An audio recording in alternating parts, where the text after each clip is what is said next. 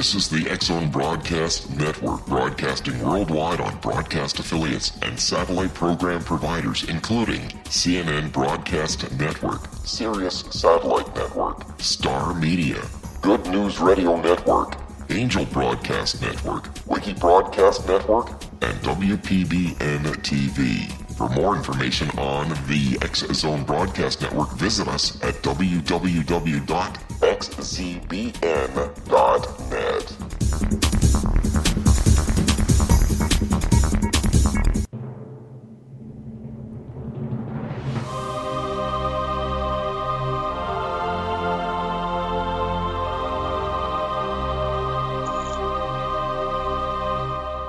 The Science of Magic with Gwilda Wiyaka is largely an opinion talk show. All opinions, comments, or statements of fact expressed by Gwilda Wiyaka's guests are strictly their own and are not to be construed as those of the Science of Magic or endorsed in any manner by Gwilda Wiyaka, Relmar McConnell Media Company, its affiliated networks, stations, or employees.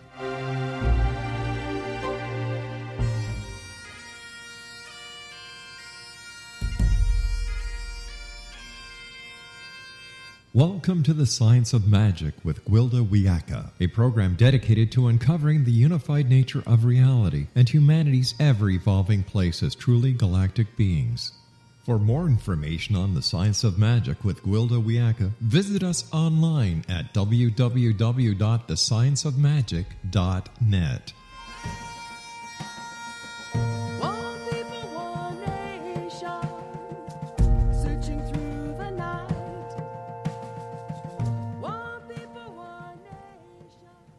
Welcome to the Science of Magic, a program combining the science and magic of today's leading topics to co-create new solutions and promote evolutionary thinking. I'm your host, Gwilda Wiyaka. This hour we'll be exploring nothing if not predictable. If you do not change direction, you may end up where you're heading. Lao Tzu. We become creatures of habit, reacting in avoidance due to past damage rather than acting in the moment from clearly thought out intent. This knee-jerk method of coping with the world has us superimposing the events of the past onto the present and making a rerun out of the future. We end up doing the same things in the same ways and expecting different results. One definition of insanity. Not only does this approach restrict our mobility, cripple our lives and ability to manifest, but it renders us utterly predictable. Anything that's predictable is also controllable. There are two sides to predicting human behavior as individuals or en masse. Data can be used to find safe passage and best serve all concerned, or to exploit and control. To some extent, we are all being controlled by our patterns. Is this being used against us? How can we come out from underneath the yoke of our habitual behavior? Can we use the patterning of an entire society to predict the future and find our sweet spot in it? Can we use these predictions to change direction and prevent impending disaster? Our guest this hour is in a unique position to offer some guidance on the subject. Dr. Sean D. Young is a UCLA Medical School professor and the founder and executive director of the University of California Institute for Prediction Technology. The Institute brings together experts in psychology, medicine, business, and technology to study cutting-edge ways of using social media and mobile technologies to change and predict human behavior. The Institute's work is featured in top media outlets including the New York Times, NPR, the Huffington Post, Yahoo Finance, TechCrunch, Mashable, and CBS News. Dr. Young is a frequent speaker on behavior change in the corporate world, giving talks to companies and organizations. He has a PhD in psychology and a master's in health service research from Stanford University. His website, SeanYoungPhD.com. Sean, thank you so much for joining us on the Science of Magic. Thanks for having me, Gwilda. You have to tell me, what exactly is prediction technology? Prediction technology is the ability to be able to use technologies to predict different events. So as you said, I'm a behavioral psychologist by training, and my interest is really in the psychology of understanding why people do things and how we can use that information to change and predict their behavior. Along the way, and in some of the work that I did in graduate school and working at Stanford University, I was surrounded by people who were working on all kinds of new technologies.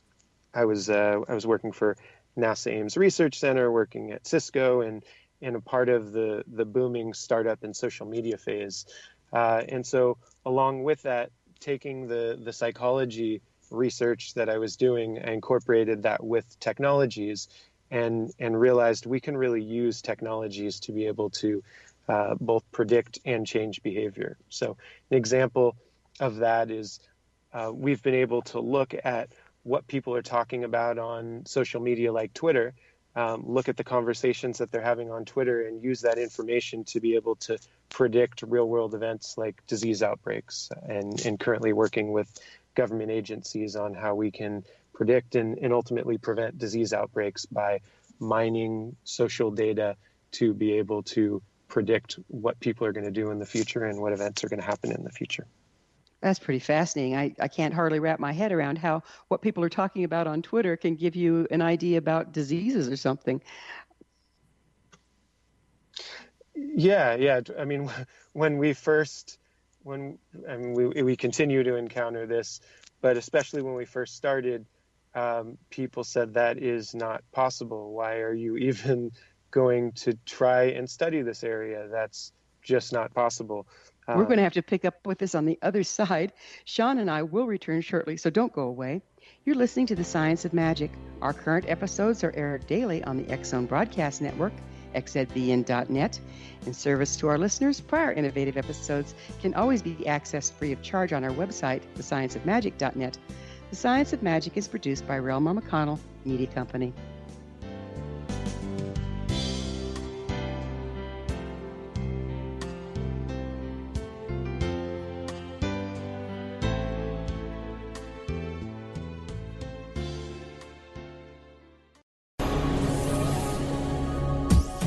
This is the X-Zone Broadcast Network, broadcasting worldwide on broadcast affiliates and satellite program providers, including CNN Broadcast Network, Sirius Satellite Network, Star Media, Good News Radio Network, Angel Broadcast Network, Wiki Broadcast Network, and WPBN TV. For more information on the X-Zone Broadcast Network, visit us at www.xzbn.net.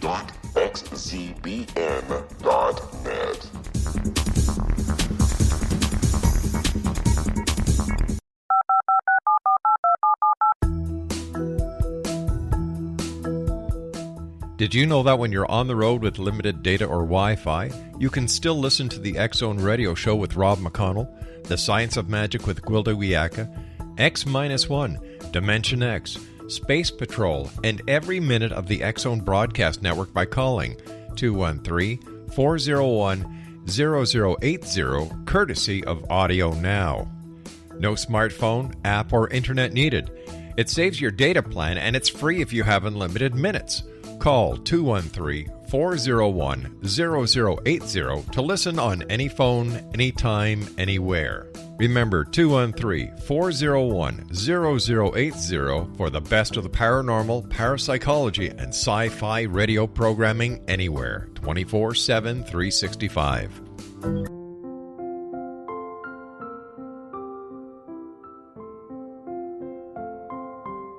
I am Dr. Carl O'Helvey, founder, president of a new cancer foundation focusing on evidence-based physical, mental, and spiritual interventions, including natural cancer cures, prayer, meditation, affirmations, nutrition, and other related holistic cancer prevention and cure modalities. These are used in cancer education, research, and financing care. I ask for your help to continue this important work by donating at www.holisticcancerfoundation.com.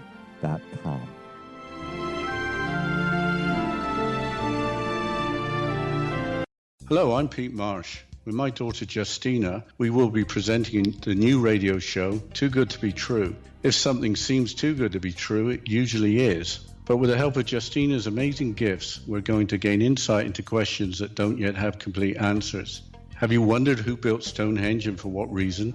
Why are crop circles found in the same region as Stonehenge and elsewhere? Are crop circles a hoax, or are they created with technologies that we have little knowledge of? Who built the pyramids in Egypt and also in other countries? How and why were they built? Was the Titanic switched with the Britannic as part of a gigantic insurance fraud, or for more insidious reasons? What caused the Tunguska event when trees were flattened over an 800 square mile area in Siberia? Will the new insights be too good to be true? Well, that will depend on what you are prepared to believe. Please join us as we start on this journey together. For more information on Too Good to Be True, visit www.xzbn.net. Little children aren't the only ones afraid of the dark. Millions of soldiers return from war zones with PTSD, anger, frustration, fear, and loneliness, much of which surfaces during the darkness of the night. You have the chance to change the lives of these American heroes. Songs and Stories for Soldiers.us provides free MP3 players for these men and women. With a list of 3 million songs in 16 different styles, 100,000 audiobooks, and 30,000 old-time radio programs, every veteran can find something to soothe and comfort them at no cost. All our players contain an 8-hour audio program designed to help veterans fall asleep. With 1,500 plus vets now participating, it's our goal to deliver 10,000 audio players this year. Go to our website at songsandstoriesforsoldiers.us. Help us help a veteran make it through the night.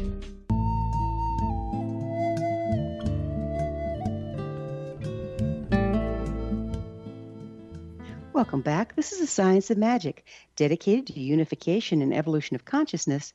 I'm your host, Gwilda Wiyaka. Our guest this hour is author Dr. Sean Young. His website, SeanYoungPhD.com. Sean, we got interrupted, and I didn't get to hear the finish of what you were saying. It was very fascinating about how we can predict, how you can predict what's going to happen disease-wise or something based on conversations going on Twitter. Would you mind resuming? Sure.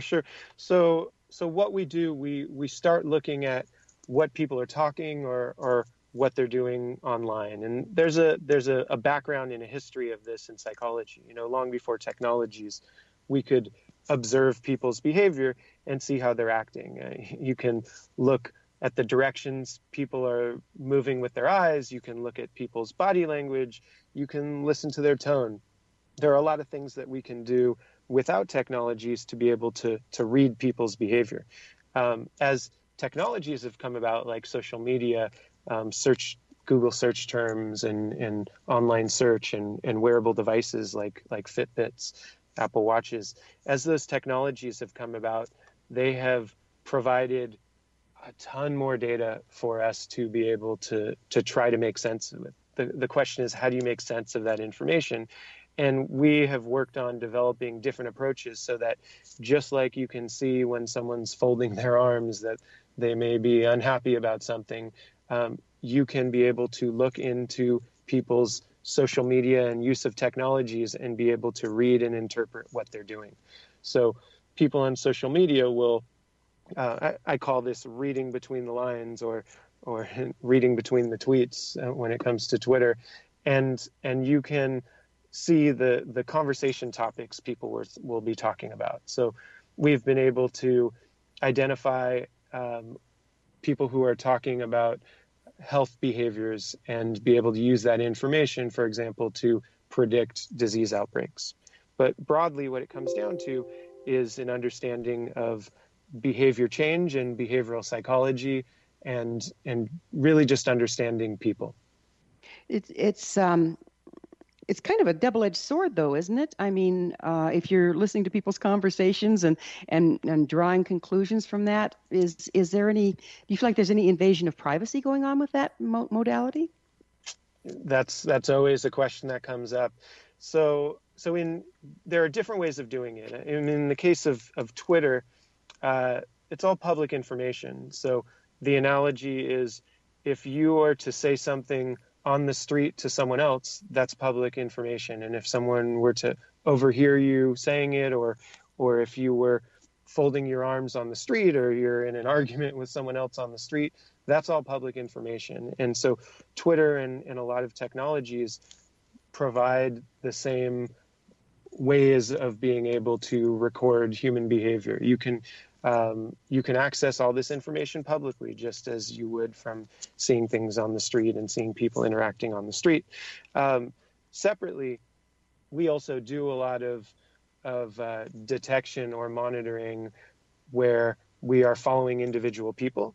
And we're only able to do that because through research that we're doing through our institute, we actually get people's informed consent. So if it's not public information for anyone to use, we have them sign a consent form and say, we are willing to have you follow us. We are willing to have you track our information. And we've gone back and we've asked people, what do you think about this? What are the risks and benefits of this? What do we need to have more informed consent? And things change just year by year. I mean, even actually faster than year by year. It's now to the point where people are so used to companies tracking their information. And, a lot of people have heard stories about CVS, when you slide a CVS card or a Target card or make an Amazon purchase or write something on Facebook. Those companies are tracking you. They are aware of what you're doing, and they're trying to use it to understand how to get you to purchase things. And people are more and more aware that anything they do digitally is being tracked and mined by companies to try to get them to purchase things or show them advertisements. And so what we found from asking people is that they say, given that this is already being done by companies, you as a public health researcher and as a psychologist who are presumably doing this for our own public good, we support you on it. So when did you come up with the idea to use social media and mobile technologies? Yeah, it started back in 2003 when I was doing research at Stanford for my graduate degree, and there were companies that were friends who had companies that were popping up overnight as Facebook came out and started allowing Facebook applications. Companies that were coming out overnight and becoming huge hits. And a friend of mine pulled me to work with him at Cisco Systems, and I had been studying psychology, and we had this idea of, let's create what was called a mind map. Let's try to be able to understand people's psychology by looking at what they're doing online. And this is now pretty common. I gave the examples of what is happening with Facebook, with Amazon, with different companies, but this wasn't happening at the time. And so we had to start from scratch. Right now there are advertisements where when you go on Facebook, when you go on Google, you'll see advertisements. But if you can remember back about 10 years ago, there were still those advertisements, but they were terrible. They were not at all tailored for you. The kinds of, I remember getting advertisements to buy new high-heeled shoes, and I don't wear high-heeled shoes. So. Well, but I have noticed that if I've shopped for anything anywhere online, the next time I look at a social media or just an online stopwatch or any number of things, all of a sudden the very thing I was looking at is up there trying to peddle itself. And that feels a little invasive to me. Yeah. Technologies have come a long way in being able to target advertisements and be able to make them more tailored for people. It definitely feels invasive for some people. It's changed over time. I mean, it used to feel invasive for a lot more people. If you remember, back in 2014, there was a study. Facebook did a study where there was a lot of press attention, bad attention from them manipulating their users. But since then, it's almost expected. I think an analogy is here in California, and I assume with the rest of the nation, an analogy could be gas prices. We had, maybe it was about a year and a half ago when gas and oil prices were high. It was outrageous to think, gas prices were $4 a gallon. But once it reaches that peak and then comes back down, people are not as concerned or it's not as big of a shock when it starts moving back up, because at least it's not over $4 a gallon. And I think that same human psychology exists. And as people are being tracked more and more, they're being more comfortable with it. Younger generations are now expecting that this is just part of life. But the way I see it is that it's not necessarily, I think you're maybe alluding to, it's a bad thing. It's not necessarily a good or bad thing. It's a tool, it's an approach, it's something we've really learned how to do, and continue to learn how to do. But there are good and bad applications of it, as with anything. So we hope and believe that the work we're doing for public good, that while companies are out there trying to get people to buy, to download apps, to download videos, or to buy new pairs of shoes, we believe that by giving information to empower public health organizations, the Center for Disease Control and Prevention, the California Highway Patrol, and police departments. But Sean, I understand that you're coming at it from an altruistic standpoint. But if these predictions are fairly accurate, and they're using people's private conversations or written conversations on social media, what about the people that are going to misuse it? Just like with anything, I mean, there will be people who will misuse anything. There are people who are using computers for good and bad things. There are people who are using computers for education and computers for hacking and cyber terrorism. I think that's just a broad question and something we need to be aware of with whether it's a technology or any new approach. There will be people who will use it for good and people who will use it for bad things. I mean, as a researcher, I focus on, I want to use it for good things, and I want to try as much as possible to show new ways that people can use it for good things, and contribute at least to the... How can you tell if the way it's being used is good or bad? How can you judge that? So that's a pretty big question, interesting question. Researchers would answer that question from ethics research, from the perspective of we can actually study that. It gets into a much broader question, but the short answer, I would say, is just like you can study biology, just like you can study psychology, just like you can study mathematics, and just as you can have policy implications from what you study, you can study ethically what the right decision is to make. You can interview people, you can have surveys, you can observe people's behavior. Those ethics, that line of what is the right thing to do is going to change with time, as things that we do today. If you just think about people's comfort in talking about sex, or people's comfort with sexual identities, things that were appropriate today might not have been appropriate before.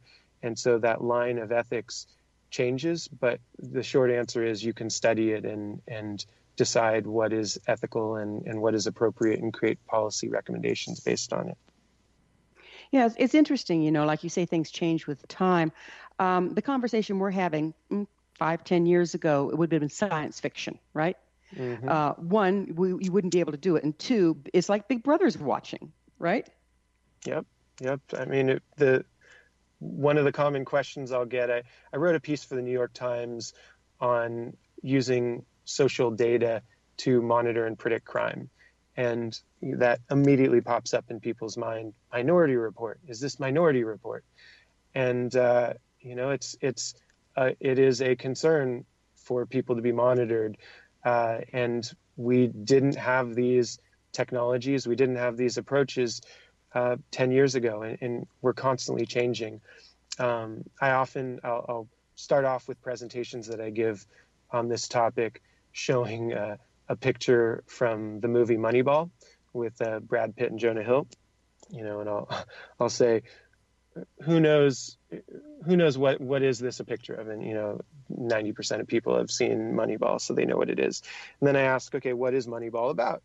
And depending upon who they are, people will give different responses, or depending upon which audience I'm talking to. So, if I'm talking to a group of Looks like it's time for a quick break. Sean and I will return to our discussion on the other side of this break, so don't go away. We're coming to you through the X-Zone Broadcast Network. Don't miss the other fine shows and hosts on xzbn.net. You're listening to The Science of Magic, your resource for creative solutions in a changing world, thescienceofmagic.net. The Science of Magic is produced by Relmar McConnell Media Company, Hamilton, Ontario, Canada.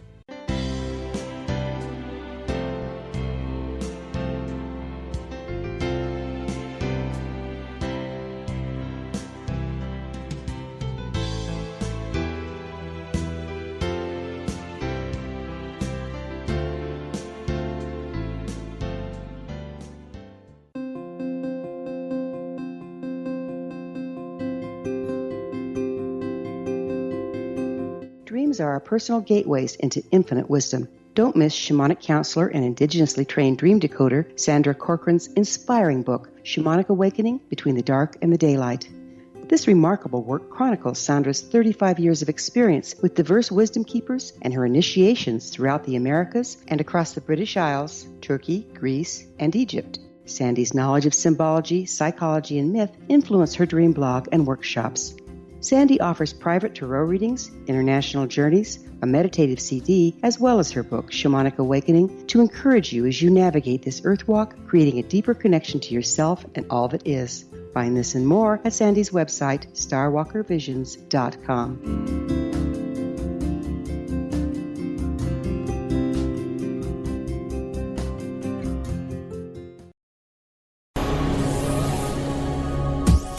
This is the X-Zone Broadcast Network, broadcasting worldwide on broadcast affiliates and satellite program providers, including CNN Broadcast Network, Sirius Satellite Network, Star Media, Good News Radio Network, Angel Broadcast Network, Wiki Broadcast Network, and WPBN TV. For more information on the X-Zone Broadcast Network, visit us at www.xzbn.net.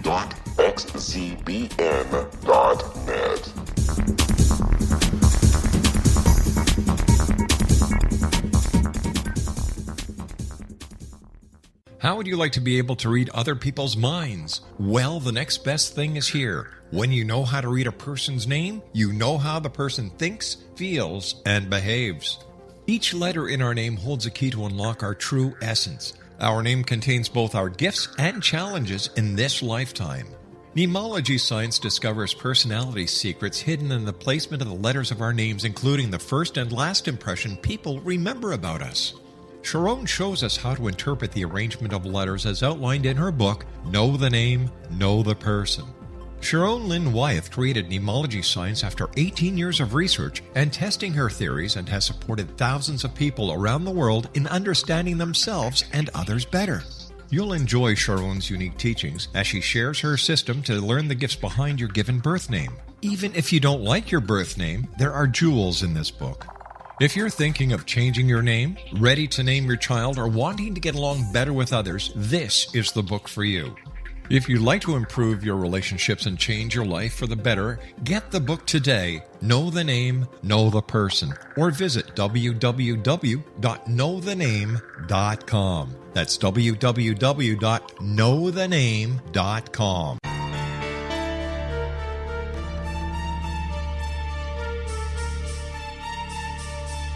Hello, I'm Justina Marsh, and with my dad Pete, we are going to present a new show called Too Good to Be True. Together, we are aiming to discover more truths about this world and beyond. Do you have unanswered questions about the world? Do you ever wonder about aliens, conspiracy theories, or the universe?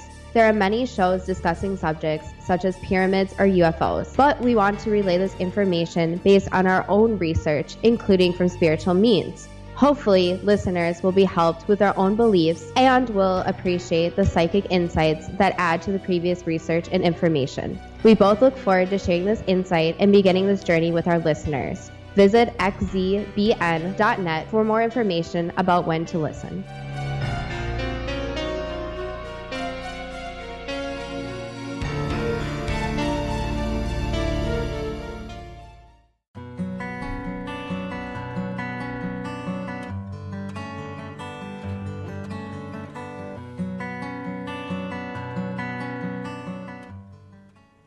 Welcome back. This is the Science of Magic, a place where magic and science come together to promote enlightenment. I'm your host, Gwilda Wiyaka. Our guest this hour is Dr. Sean Young, author of Stick With It, The Hidden Forces Behind Lasting Change. His website is SeanYoungPhD.com. Sean, how accurate are these predictions that you've been doing? They vary based on what we're trying to look at. So we have, I think, HIV is an example where we've come to some high accuracy. We have about 97% accuracy. We can predict changes state by state or county by state, county by county changes in HIV trends from year to year. But then then we've been looking at other topics that we begin starting and maybe we're only 30% accuracy, which obviously we need to continue refining. So it really depends upon the topic, and there are a number of things that can let us know if we'll be in advance, if we'll be good or not good at predicting it.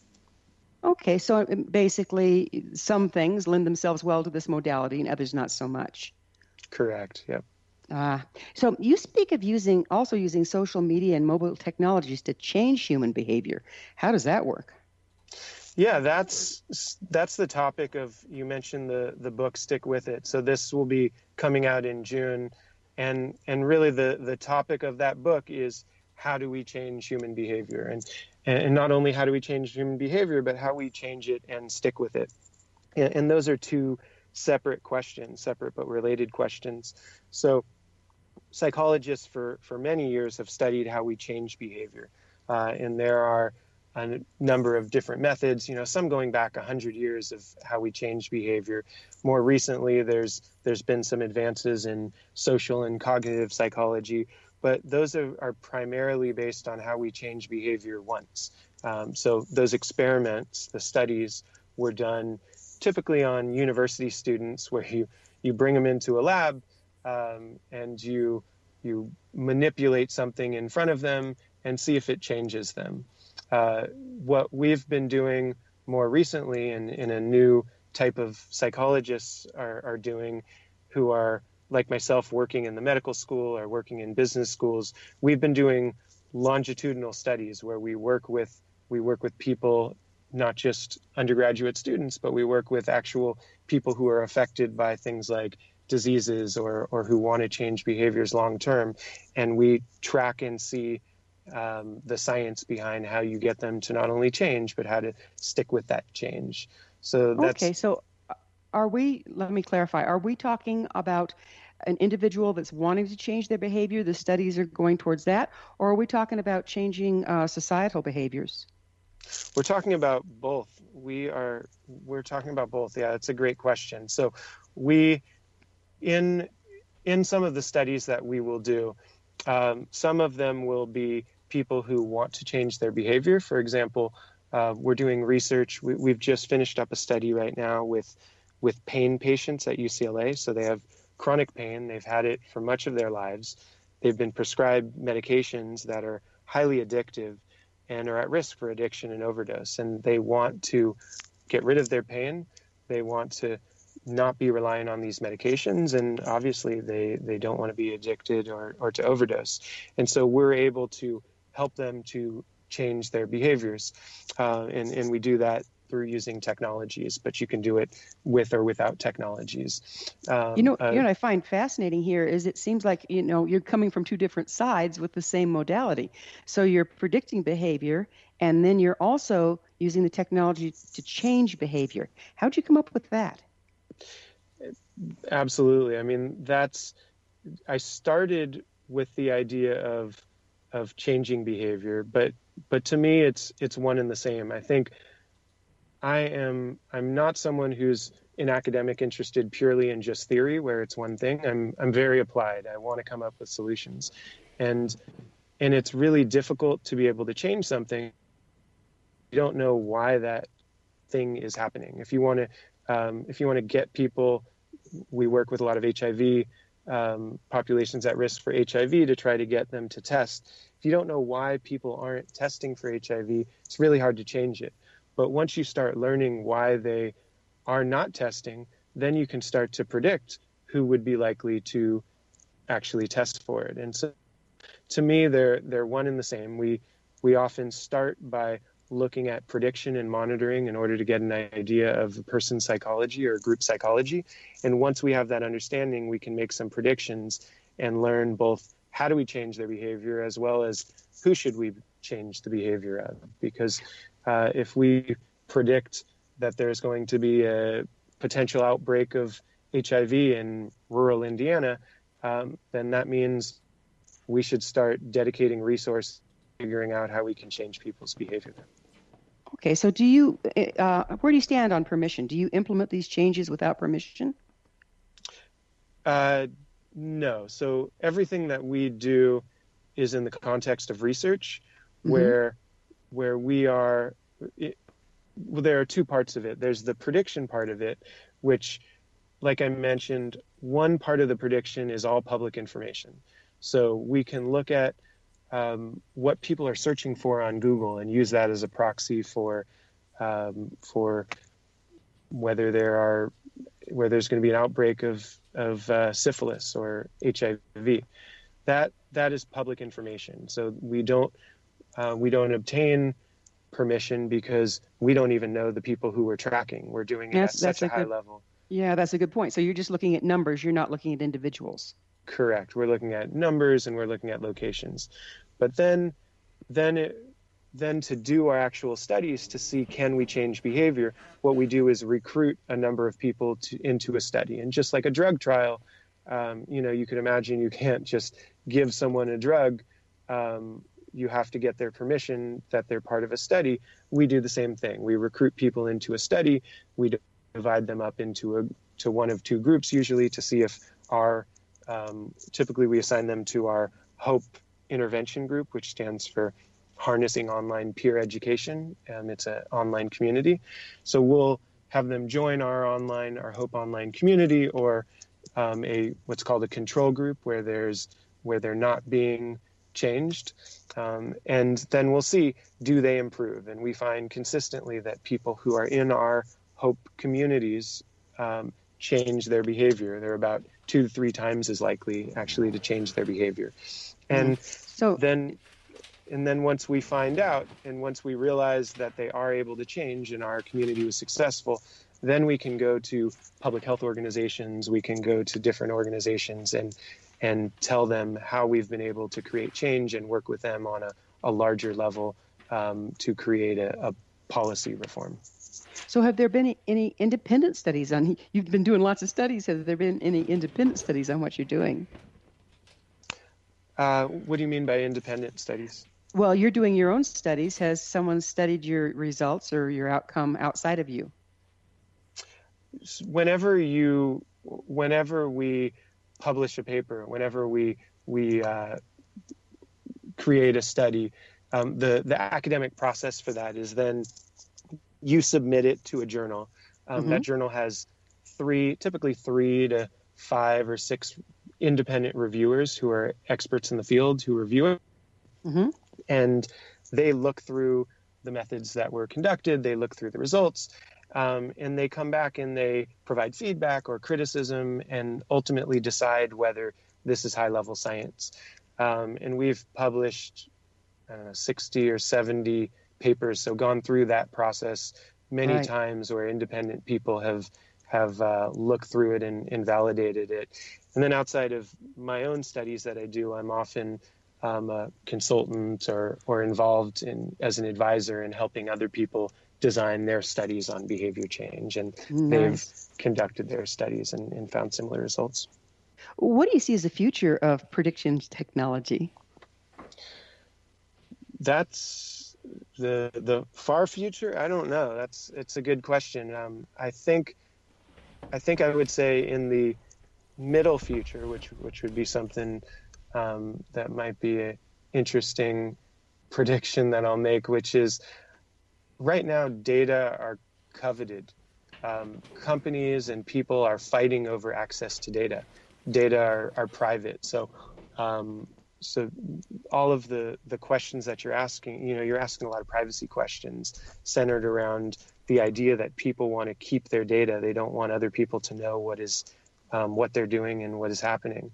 And I would predict that in not too far in the future, maybe 5-10 years from now, that's going, I wouldn't say not going to be a question anymore, but very little, it's going to be less important of a question, because data will be everywhere and people will not be as reluctant to share their data.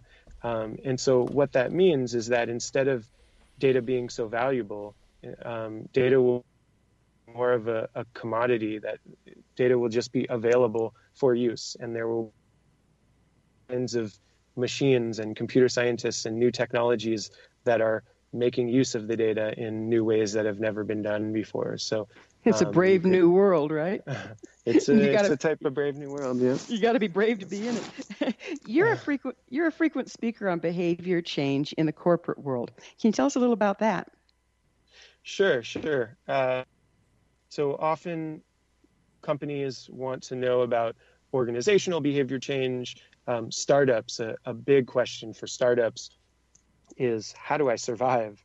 And survive means if we're building in the world that I live in with startups, I'm typically referring to technology startups. So people who are developing mobile applications, people who are developing head-mounted display technologies like virtual reality goggles or smart watches and things like that. And how do I survive means, if I build this thing, how do I know people will actually use it and continue buying it?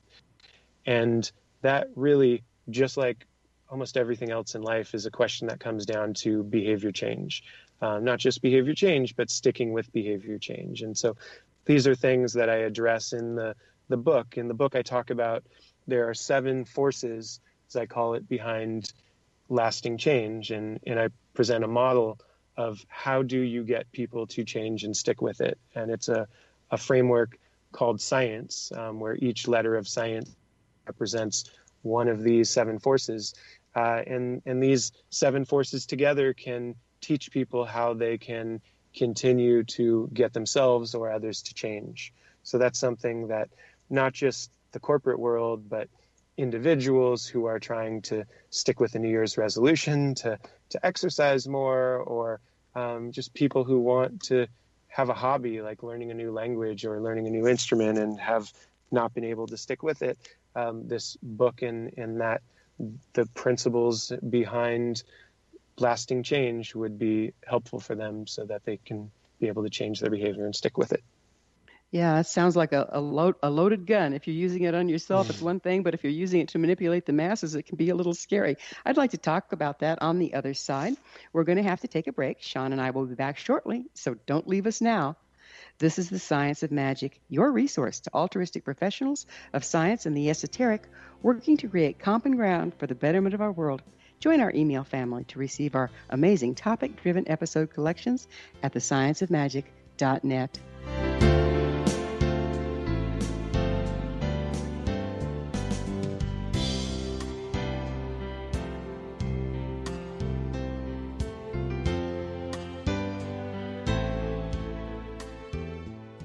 Hi everyone, Rob McConnell here, and I wanted to spend a moment on internet streaming. Everybody has heard about internet streaming, but not many know much about it. Did you know the internet streams just about everything? Movies. From new releases to old classics. TV shows. Almost every show, every episode, and much more. But the question has always been, how do you do it? Well now, thanks to the folks at 123 Ready TV, I have the answer for you. They have developed a simple program app, 123 Ready TV, that you install on your Windows PC, Android smartphone, or Android tablet that can have you streaming like a pro in less than 5 minutes. You truly won't believe how much is available or how easy it is to do until you try. And for a one-time cost of only $19.99, this product is a real winner. To learn more about 123 Ready TV, visit our website at www.xzbn.net.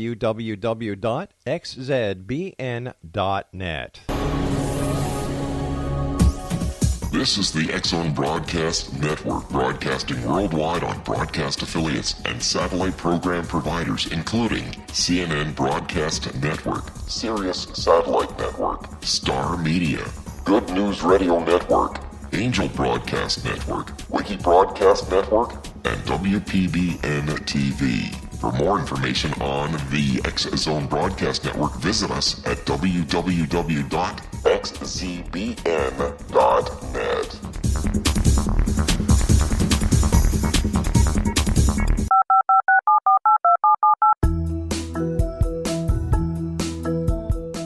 Did you know that when you're on the road with limited data or Wi-Fi, you can still listen to the X-Zone Radio Show with Rob McConnell, The Science of Magic with Gwilda Wiyaka, X-1, Dimension X, Space Patrol, and every minute of the X-Zone Broadcast Network by calling 213-401-0080, courtesy of Audio Now.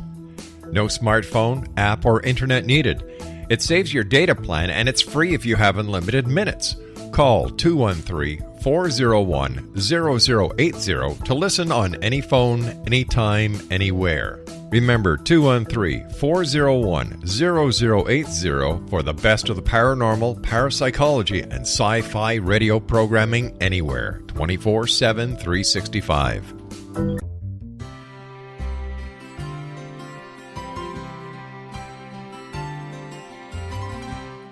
True healing must address 4 levels: physical, emotional, mental, and spiritual, for us to live joyful and productive lives. We tend to treat 3 of the 4, leaving the spiritual languishing.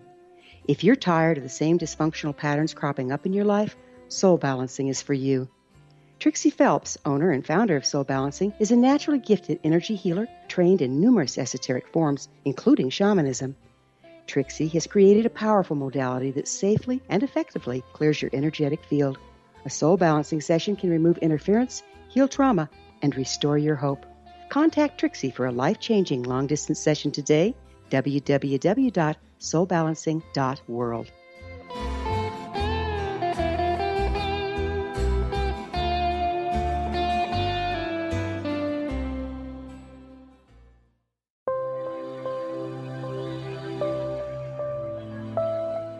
There's a legend shared by many indigenous cultures of a time when the nations were cast to the 4 corners of the world.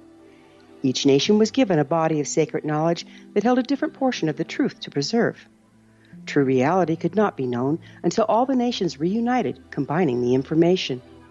If a single one was missing, the world could not be reborn and darkness would prevail. The Science of Magic Radio is dedicated to reuniting the sacred knowledge. With the understanding, none of us has all the answers, but together we can open new perceptions and possibilities. Through our combined vision, the world can be reborn into a place where darkness no longer prevails. Join me, Gwilda Wiyaka, and the Science of Magic daily on the X-Zone Broadcast Network, xzbn.net, or visit us at thescienceofmagic.net.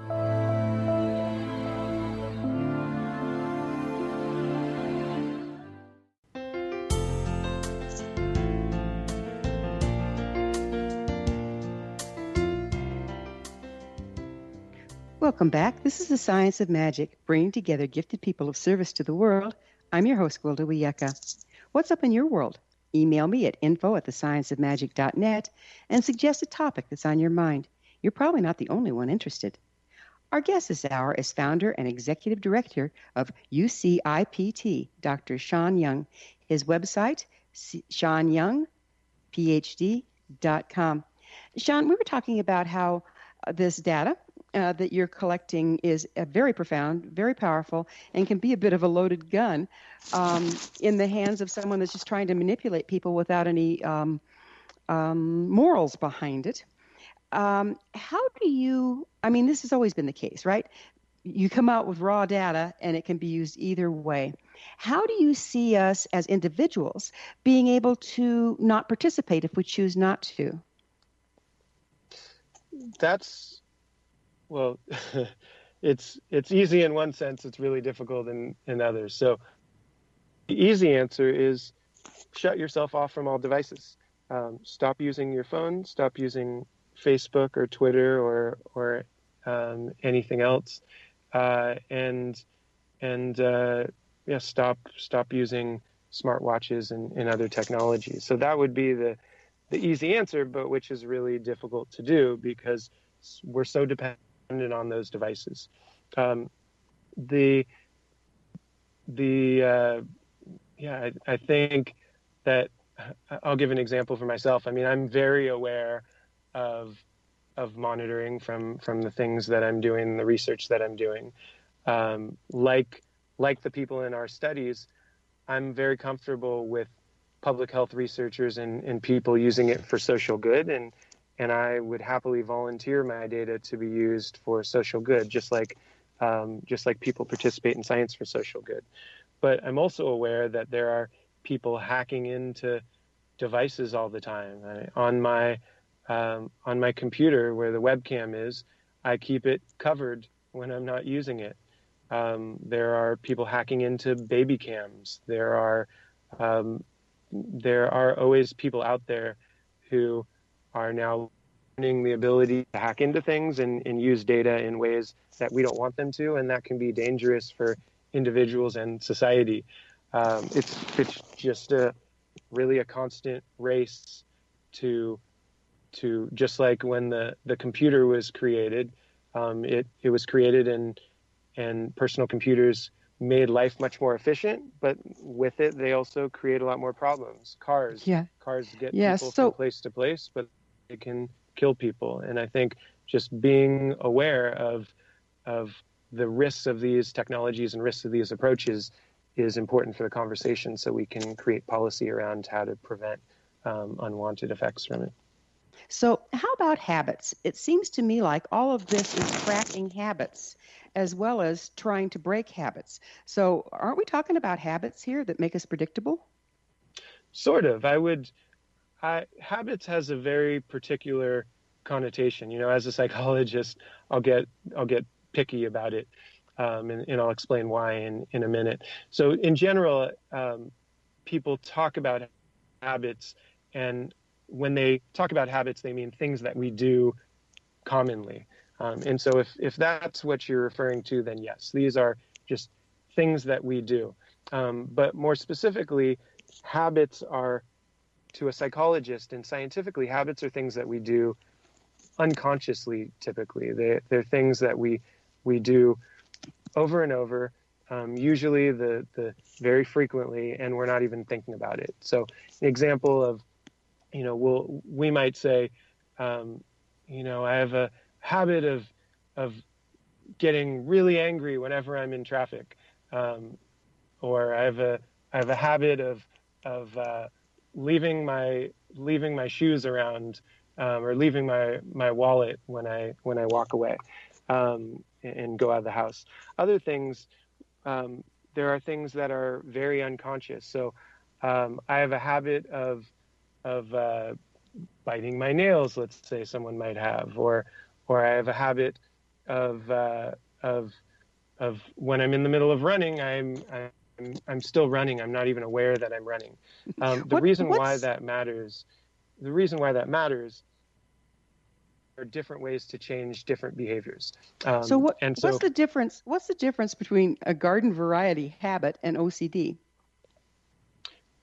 A garden variety habit. So garden variety habit is, we colloquially talk about habits as just anything that we're doing. So I have a bad habit of eating too much. Well, if I'm eating too much and I'm not aware of it, then that's a definition of habit for psychologists. But OCD is something that people typically are aware of. They're aware that they're doing. A classic example is checking locks.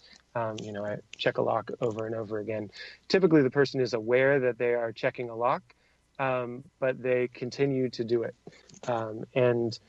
And so the difference is, if the way I define habits and psychologists typically define habits are things that are unconscious. So OCD may be a habit if it's something that's done repetitively and without awareness, but it may not be a habit. It may just be something that people are doing that they don't want to keep doing, but they're aware of while they're doing it.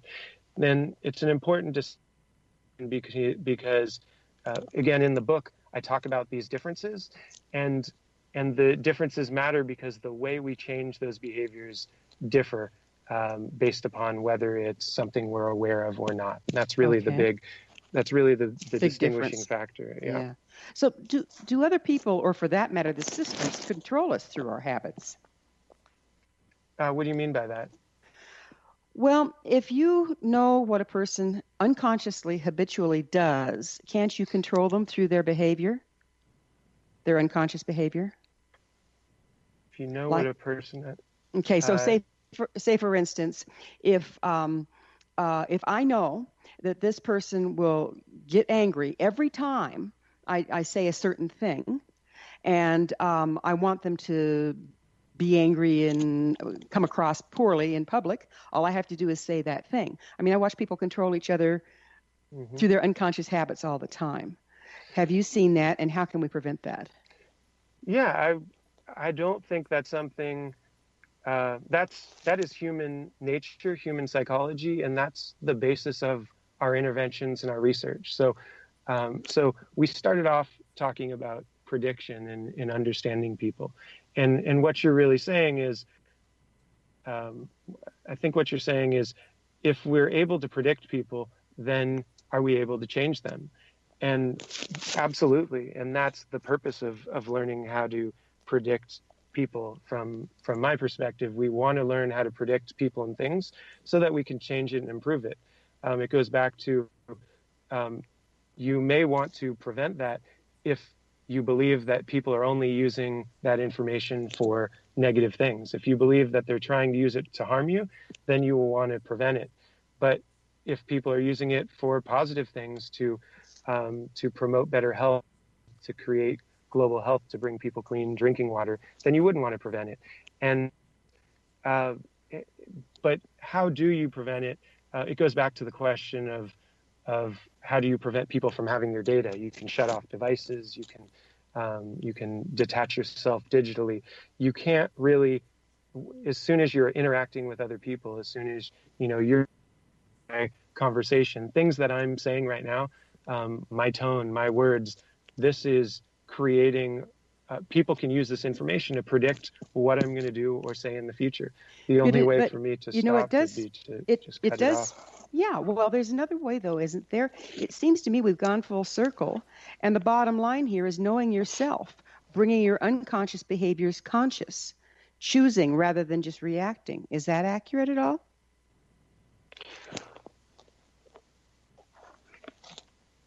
People do what I don't think on the level of consciousness. I observe people's behavior and see what I observe. So it doesn't matter to me whether you are conscious or not.